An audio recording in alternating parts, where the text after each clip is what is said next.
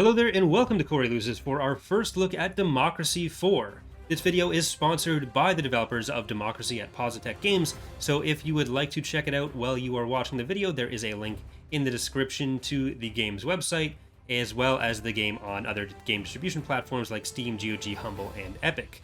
While this is a sponsored video, I am not being told to say anything specific. All the opinions I'm going to be giving here are my own, but Democracy is a game where you are put in charge of a country, whichever country you choose. There are a bunch of options. We're going to be sticking with Canada because that's where I'm from, and you are going to be making policy decisions as well as some other event decisions that'll help determine whether you stay in office or get booted out on the next election.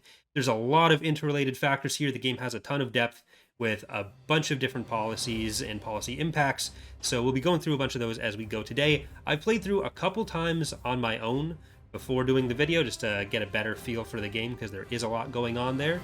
Last time I unfortunately lost the election because of a coalition between the two other parties, since I had 3 active political parties from my run there, it being Canada and all, but we are going to stay in Canada, so let's go. We are going to be the Social Democrats is our party name. There's a bunch of predetermined party names, but you can also write a new one in for yourself and for your opponents if you would like. We're going to stick with what we've been given here. I'm going to change to yellow because I always just go with yellow.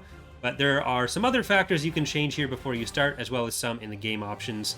I'm going to leave them exactly how they are for now. Maybe I'll drop down difficulty a little bit after my prior election loss. But we have the Movement for Justice and the Democratic Moderates up against the Social Democrats. So it sounds like our party's names are all going a little bit to one end of the spectrum. But yeah, so there are a bunch of individually modeled citizens for your country who all have their own sympathies with different policies or groups, and the policies you make will impact those groups and change how likely individuals are to vote for you in the next election. So while we have a bunch of different groups we'll get to in a moment here, let's start off with this. Congratulations on your election victory. Welcome to your new job as Prime Minister. The lives of all 37,742,000 citizens are now in your hands. As you will imagine, there are a number of situations and concerns that you will need to deal with as soon as possible, while keeping an eye on the long-term improvement of our citizens' quality of life. Plus, do not forget that you face re-election in 5 years, so you'll need to monitor the opinion polls and our party membership. Good luck. So we're a bit high on unemployment. Crime is pretty low, poverty is pretty low, education, health, and GDP are pretty high. We'll get to these icons in the background, but those are most of the policies and factors that are going to impact people's opinions of you.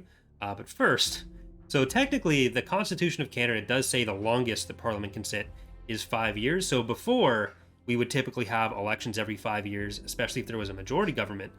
But now, in the last few years, there was an act to amend the Elections Act where elections now happen in the 4th calendar year after the last election in October. So typically our elections are going to be scheduled for October and every 4 years, and you can technically have a minority government leave office, and if the election takes place in January, you can get up to 4 years and 10 months. But I don't believe it's possible any longer to hit that 5-year mark. But that's just, I guess, some fun Canadian electoral trivia for you. I have a poli-sci degree, so now that I'm a YouTuber, that's basically all I have going for me, is occasional trivia. But as we get to this screen here, this is the main gameplay screen. You can see all of these little icons which indicate different policies. That's what these white icons are. Then we also have some other factors in the country, which are the blue or red ones. The red ones we're actually facing a crisis in. So let's actually start by taking a look at our respiratory disease. So every factor or policy in this game will impact basically everything else in some way. If you look at the respiratory disease screen here, you can see we have a really high value right now, and the crisis is because we're over this red line. If we can get it below the green line, then we will no longer be in that crisis. But you can see on the left, if you look at any of these different policies or factors, there will be or any of the different factors, you will be able to see everything that's feeding into it. Either green lines meaning making the value higher, whether that's good or bad is either up to you to decide or from context. So obviously, I don't think there's anyone who's playing this game who would think that a respiratory disease problem is going to be a policy goal, but hey, it's up to you. Probably going to get you kicked out of office a bit faster. But tobacco usage is increasing the severity of our respiratory disease problem, along with car usage. Breathing in all those fumes, not great. Whereas the environment quality and reforestation movements are taking away from the respiratory disease severity. So we have a bunch of different policy factors we'd be able to make to impact tobacco usage. So you click on tobacco usage from there, and you can see a tobacco tax is reducing the tobacco intake, and so is tobacco awareness campaigns. Banning tobacco would severely reduce that, but would also make, for example, liberal groups who don't want those kind of restrictions, they would have a more negative opinion from you, even though the opinions for other factors might go up because everyone's happier and healthier. That might overshadow how upset they are about no longer being able to smoke tobacco if they want to. So those are all the kinds of decisions you're going to be making as you go through. The way you make decisions is you go to any of those individual policies if you want to do a policy decision, and using our political capital here, we have 14 right now, you'll be able to implement some different changes. So this is our tobacco tax policy run by Minister Valerie Wong. She is not the most effective minister. You can see going through here. She's actually moderately effective, not the most experienced, but as the experience goes up, she'd get more effectiveness. Not the most loyal. The loyalty of the cabinet ministers is one of the main ways you're going to be getting political capital, because you can see about 3/4 of that right now is coming from our ministers. The more loyal they are, we're getting 2 from Mia Poirier. We're getting 2 from him, 2.2 from Olivier White. So yeah, we're not getting the most from the less loyal ministers. So let's go to our tobacco usage policy again, or tobacco tax, and we're probably going to bump that up a little bit more. And you can see the equality by raising the tobacco tax. It is mostly a tax that's going to be impacting some of our less economically well-off members of society. So equality will drop a little bit on that. Poverty would go up. So maybe this isn't a policy we want to do for this. Maybe we do want to go and maybe just ban tobacco, which would piss off other people in the short term, but maybe they'll forget about it. But yeah, so those are just some factors we can play with that. So let's just go right off the bat. Let's make the big moves. If we ban tobacco, we have, let's say, a medium ban on tobacco. Liberalism will go down, so membership in the liberal group over there, which we'll talk about in a minute, would go down. Liberal approval would go down, and it'll cost us 12 of our political capital. So let's maybe go up just to there. It'll have a pretty minor impact on tobacco usage unless we go this way. So maybe if we go for the 6th level there, we'll have a medium ban on tobacco. This is what got me last time, so I don't. Maybe I'm just falling into the same trap again. But we're gonna do it. We're making the big moves. But yeah, so each person in the country, which you can take a look at here, you can have a focus group of some of the individual civilians who live in the country. You can see how different memberships in different groups will be impacting them. Everyone has some level of association with most of these groups, and each of these groups have different factors that are impacting them. So you can see the red lines mean, looking at the bottom, the carbon tax and petrol tax are making motorists less happy, but the performance of oil prices right now is making them more happy. Electronic car initiatives making them more happy. Bus lanes are making them less happy, but it might also be reducing congestion, so indirectly it might be making them more happy. But yeah, so different people will have different amounts of sympathy with different groups.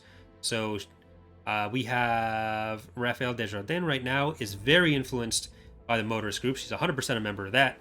She's also 100% a member of the middle income group. So all those kinds of things are going to be impacting her own opinions. So there's no one who is like, it's not grouped into someone is either a motorist or a liberal or a capitalist or in middle income. Usually you're some combination of a bunch of these factors, and my head might be blocking a couple of them there. I'll just flip them up and down a couple times so you can get a quick look at what's going on with those. But yeah, so that's the gist of how we're going to be making our decisions today. So if we take a look at the obesity problem that we are facing, unemployment is impacting that a little bit. So is the GDP. Food Standards Agency, free school meals are reducing that a bit. So I think the school meals is going to be one that we can use to reduce poverty. It's pretty popular with voters, so I think it's going to be another easy win for us right now. Nice effects. There's not really anyone who's going to be taking a huge issue with it. It will obviously cost some money for us to run, but I think it's a good one for us to start off with here. You don't want to change the same policy twice in an election cycle, or else people will be like, okay, well, make a decision, please. But we're going to go with that. And let's see if there's any new policies that we want to implement here. Food stamps are another one that will reduce poverty, increase socialist effects. 95% popular, so people are mostly okay with that in Canada here. Welfare fraud department, that's something conservatives and middle income people would typically want. Will decrease poor people's opinion of the government and will make us be seen as less compassionate. It's also 58% popular. So the makeup of your electorate, whether you have that based on the country you choose or randomly generated, will impact how people will feel or how your country will feel about different policies. So we are probably going to go with what looks like a nice, safe win for us with the food stamps, which should also help with one of our ongoing problems right now. So we're going to implement that at a pretty reasonable level. This is going to cost a fair chunk of change, and our minister, the effectiveness and implementation time and cost are all being pretty negatively impacted by Minister Waugh here. But let's put it up here for our first implementation. Maybe we'll run the next election on bringing that up a bit more, and that'll take some time to both get implemented and have its effects impact either our popularity or the actual outcomes. But that's going to be our first little cycle here. So let's run through. What do you got? Quarterly report, unemployment's going down, poverty's going down, GDP is going up. So that's not bad. Support democracy protesters. This is an urgent policy question that requires your immediate attention. Street protests are taking place in a foreign country with historical ties to us. We do a lot of profitable trade with this country, but their government is authoritarian. We face pressure to openly support the cause of the street protesters. So we can either support them or we can make no comment. So I think we're going to go with the support. These events or these policy questions will always have a positive or a negative effect somewhere. So there's a trade-off with pretty much everything. Got to try to stay in office. So liberal sentiment goes up. Foreign relations and international trade goes down a bit because we just pissed off a major trade partner, but we made some of our voters maybe a little bit happier. This will have some impact on some other policies, which will then, of course, impact voter sentiment in its own way. But for now, we have made the liberals a little bit happier, which, considering our tobacco intentions, we needed that. Our data is showing that we will have a potentially bad situation, technology backwater on hands if we don't act soon. So this is being impacted by really bad technology status. Our technology is, hurting that. Secularity of education improves it. Stem cell research is hurting it a little bit. science funding is a little problematic. We could increase the science funding a little bit. That'd be a lot of money. Well, that'd be an increase of about $1 billion, and it would cost 7 of our political capital. So we'll make a decision on that when we've taken more of a look at what we're dealing with here. We've gone from 0 to 5% support. Not great. Average approval, not great either. This is a chart of all of our citizens and their original income, so how much money they're making, disposable income, so how much money they're going to be able to spend after all their expenses and taxes and stuff. So if we take a look at our voter types, there's a fair bit of socialist complacency. If we do some stuff to help them, that might turn down a little bit. Parents, a little bit complacent as well. No one's very cynical right now. No one's cynical at all right now. But since we've taken office, you can also see some other stuff we've impacted a bit, or just other factors that have changed. Not necessarily stuff we've done. But we've got our 15 political capital again. So what do we want to do? And just the icons around these indicate how much you're able to change a policy. So we have enough political capital to either drop this all the way down, raise it all the way up. It's not telling us anything about like whether you should or shouldn't do it. That's just telling what you're capable of doing there. But let's see. Motorists are a high membership group with a lot of things that are not making them the happiest right now. So how could we see? Let's sort this by group membership. We've got it sorted by. Yeah. So yeah. There are everyone is a member of the everyone group. Surprisingly, motorists are our biggest group. Liberals just after that. Capitalists after that. Middle income is actually pretty high there. And poor, we've actually got very few members of the poor group. So middle income is going to be another big membership group that we can probably take a look at there. Property taxes, inheritance taxes, and income taxes are their big gripes right now. But they're all going to be members of other groups as well. So if we can maybe improve some of the bus service, that'll have the roundabout effects of making everyone who takes the buses happier, and it'll improve the roads because traffic congestion will go down a little bit. So Canadian geography, there's not much we can do about that, but it is hurting the traffic congestion a bit. So let's see if we can fix some or do some road expansions that hurts environmentalist opinion of us, but it'll take down the traffic congestion, but also take down car usage a little. So the end results there might be worth it in the short term. We'll definitely want to invest more in the future on more public transit. That'll decrease some of those factors even more. But for now, we're going to stick with that. And again, I am pretty new to the game, so I'm definitely going to make some miscalculations and mistakes there. But I'm going to try to stay in office, maybe? All right. Pollution is another problem.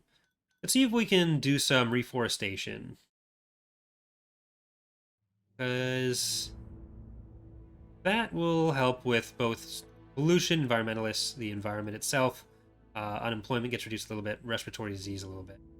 So I don't want to go too far in any direction. Let's go a little bit further, though, because it's a relatively cheap policy as well. I mean, 211 million. It's not the cheapest. But I'm okay with running a deficit for now. Got a $5.3 billion deficit, and let's apply that.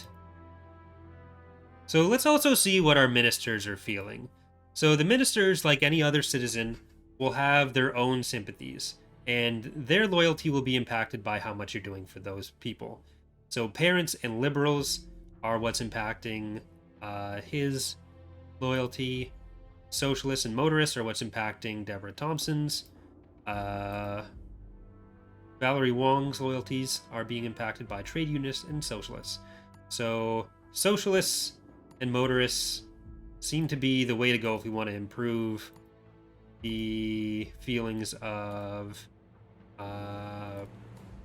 some of the existing cabinet members. But you can also, you have a bunch of other ministers that you can, or potential ministers who you can throw in. Because you can fire these people, you can shuffle your cabinet a bit. And they all have their own portfolios they wanna use. So where do we want to go next?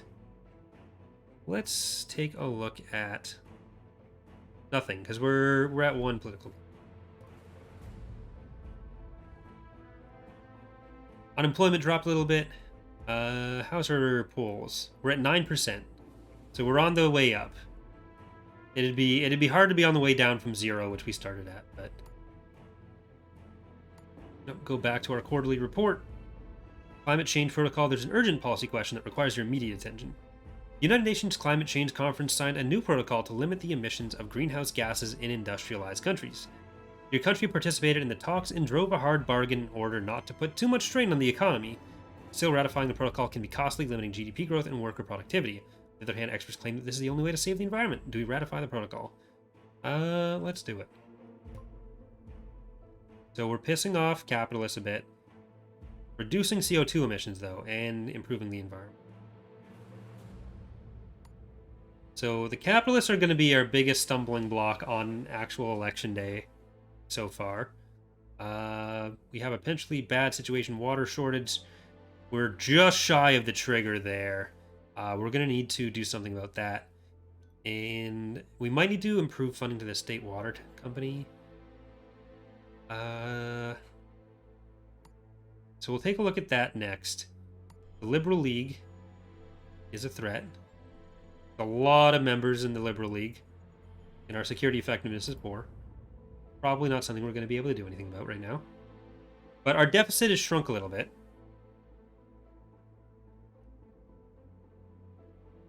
So we will look for state water company. There it is. A lot of icons, so definitely want to make use of that. So it's technically not the most popular policy with voters. But if it'll potentially save us from a water problem, then a slight increase in the short term might be worth it. Yeah, we'll go up to the next level with it. It's going to be a little bit expensive.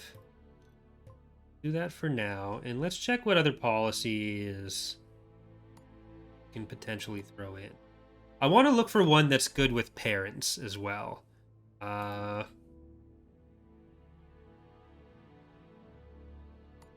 We want to... All right. This is probably one that's going to be good for us. The youth club subsidies. We want to improve parents' view of us. That'll also help socialist view and youth view and increase youth income. So it's also a pretty cheap one. A bit expensive in political capital potentially. But let's put it up here if we want to change it. Implementation. Oh, it's very popular with voters as well. And it could really help parents' view of us. It'll also reduce crime a bit. So let's go all out with it.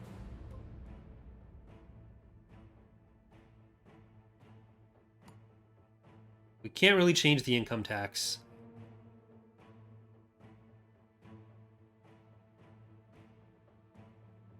It'd reduce equality. It'd also reduce our income by quite a bit. So we're gonna revert the changes. We're gonna leave that like that.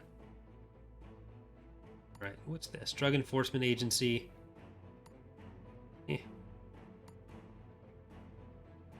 He's a bit less sympathetic to us now because his sympathies are with conservatives and parents, but maybe the parent policy will bring him back on board a little bit. Parents and liberals, motorists and parents. So these are all groups that, even though our cabinet ministers are not quite on board right now, they're probably going to be coming more on board as we go. All right, let's go for our next cycle. Health is really decreasing. That's not great. Pollution is a big factor in that. Obesity is another big factor in that. We're going to need to fix that. Tobacco usage is hurting it, but it's also dropping from our other policies. And right now, private healthcare, state health services are both helping it a bit. And that is having these effects. Healthcare demand is down a little bit. I mean, it's technically above average, but it's dropping. So is the GDP. Major trade war is broken out between two of the world's largest economies, and sadly, we will inevitably be caught in the crossfire. The war of tariffs is mostly for domestic political purposes, but it will still impact our exports and increase prices of our food imports. So our food price is going up, international trade is dropping, and business confidence is going to drop. Nothing we can directly do about that right now, but that's what it is. Tonight, angry classic car salesman Theodore explains how this government's disastrous car emissions limitations policy is wrecking their once thriving business.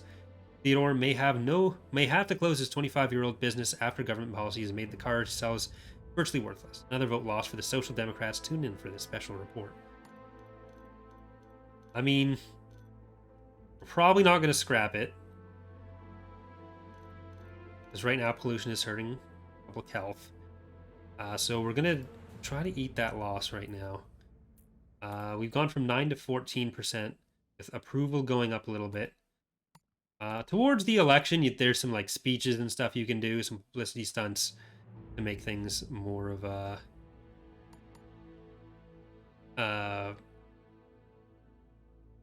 more in your favor. But let's see if there's anything that's particularly hurtful here that we can do anything.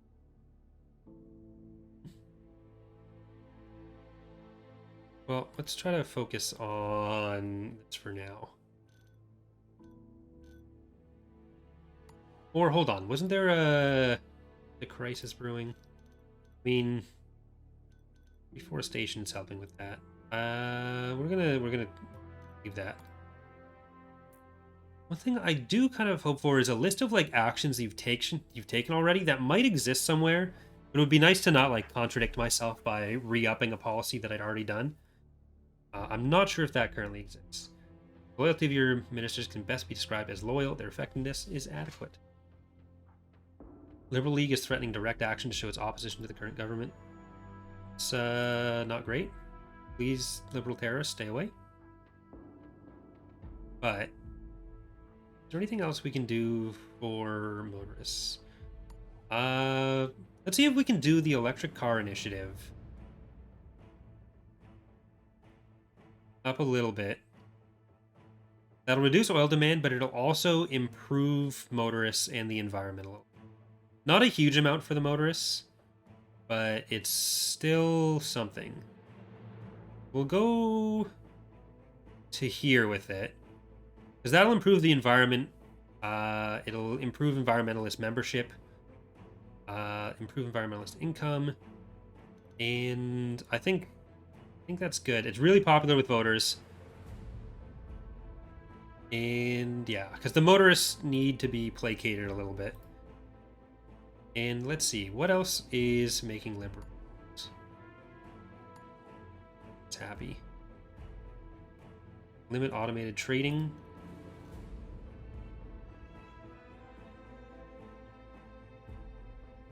I think we're just gonna...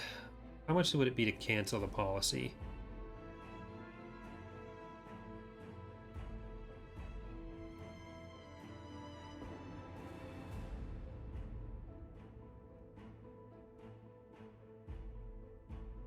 Because that'll please the capitalists and liberals a little bit. It'll also hurt the GDP See if it goes up.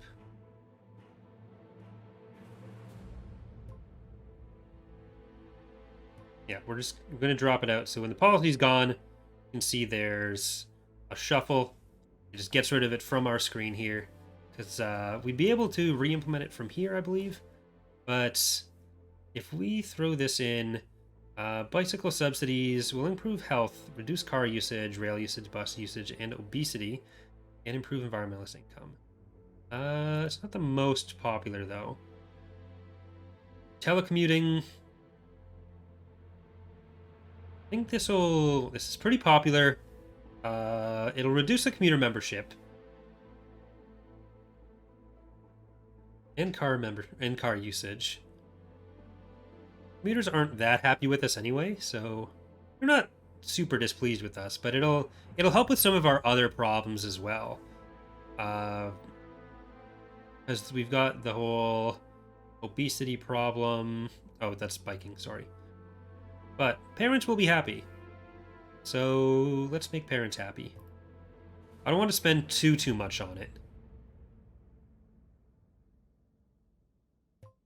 And trade unionists, so I think is that Wong? Yeah.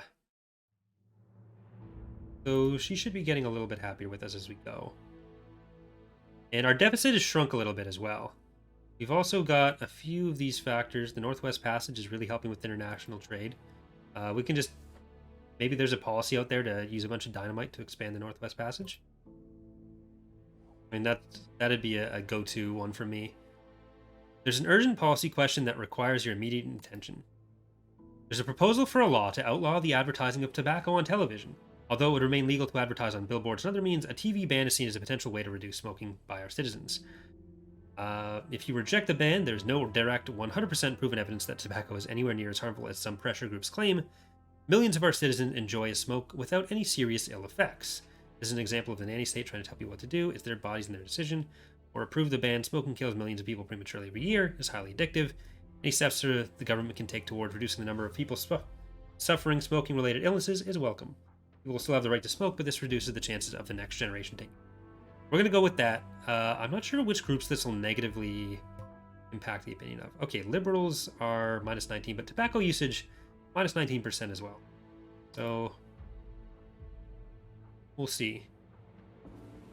We're still in the potential technology backwater situation, which we should probably do something about sooner than later. Economy's doing well. It's having a positive impact on our GDP. And we've gone up to 20% support. That'll start leveling up as we go on a little bit. But I think we're on the path to a potential re-election. I do think that is going to do it for today's video. Remember, you can check out Democracy 4 for yourself at the links in the description from their website, Steam, Humble, GOG, or Epic Game Store. And we will be continuing on with this playthrough on the Twitch stream, and then there will be some of the videos from that will be making their way to YouTube as well. But thank you so much for watching. It's definitely a game I plan to play a fair bit more on stream. We might be doing that tomorrow, which will be Friday, or we might be doing that on Monday, depending on how the schedule shakes out. But again, the game has released today. It's out there to play. Check it out if you're interested, and check out the stream if you want to see if I'm going to manage to stay in office. Thanks again. Hope to see you next time. Bye, everyone.